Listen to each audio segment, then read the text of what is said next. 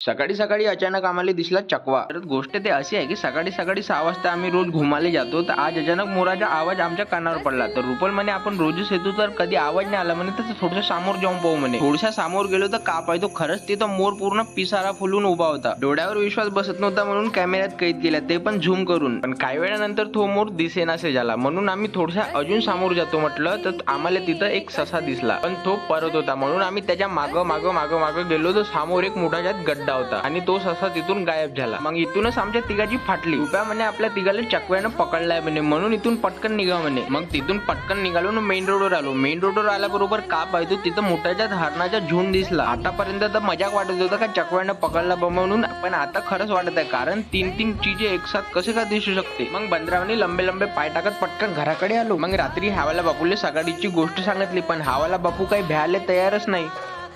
बेअंशाला अंधारा बी चकवा आला तर